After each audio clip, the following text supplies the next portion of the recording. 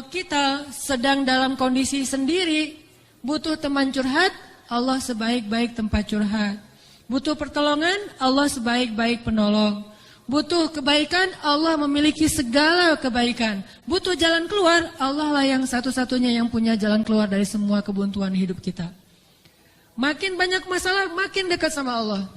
Enggak apa-apa kalau kita ngerasa, saya mah enggak pede dekat sama Allah. Kenapa? Saya banyak dosa. Kalau gitu dekat sama Allah sebagai pendosa. Gimana dekat sama Allah sebagai pendosa?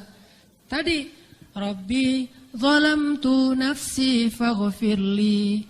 Ya Rabbi, saya menzalimi diri saya sendiri, maka ampunkanlah dosa saya. Deketin Allah dengan minta ampun.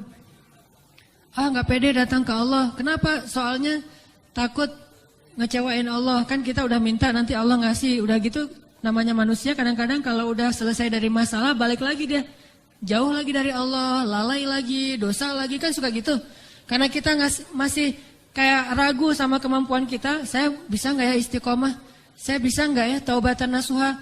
Daripada nanti saya udah minta sama Allah, Allah tahu banget kalau saya itu masih labil, kan nggak enak. Udah nggak apa-apa, kita berbuat dosa, datang lagi sama Allah.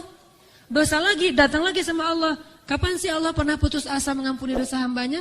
Yang ada itu adalah hambanya putus asa minta ampun pada Allah. Allah mah nggak pernah putus asa.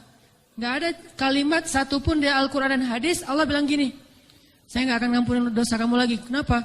Udah 3 kali saya ampunin, kamu ulangi. Nggak pernah Allah ngomong kayak gitu. Baik di Al-Quran nggak pernah, di hadis nggak ada. Baik hadis Nabi nggak ada, hadis Qudsi juga nggak ada. Nggak ada cerita Allah itu ketika kita datang pertama, ya diampunin. Datang kedua, ya udah deh. Datang ketiga, ini terakhir ya. Allah nggak pernah ngomong gitu kan? Pas yang keempat, tidak ada maaf bagimu. Nggak ada Allah ngomong kayak gitu.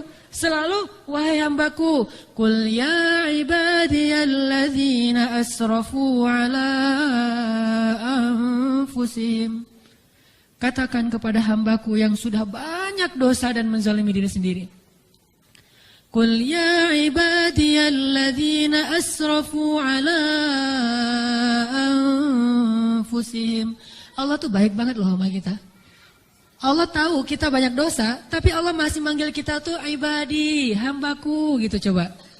Itu panggilan lembut loh dari Allah. Allah kalau kasar panggil nama, ya Hanan, itu kasar tuh. Tapi ya ayah abdi itu lembut.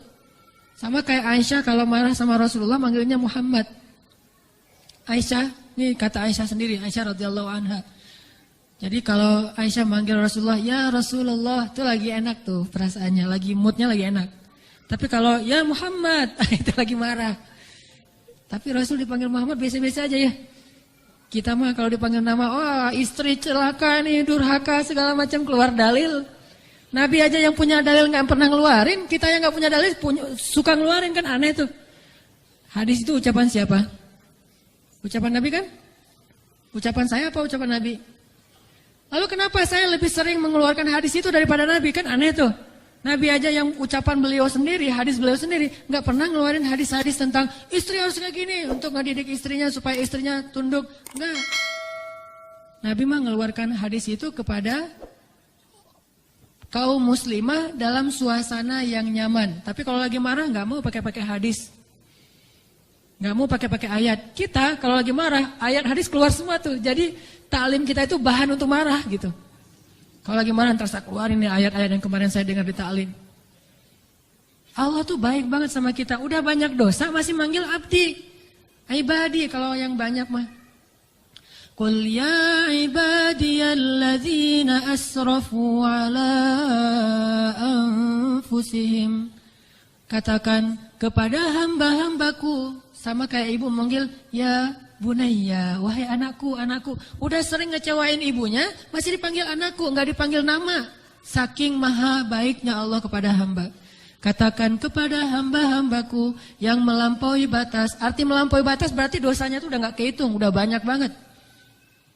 Dia buat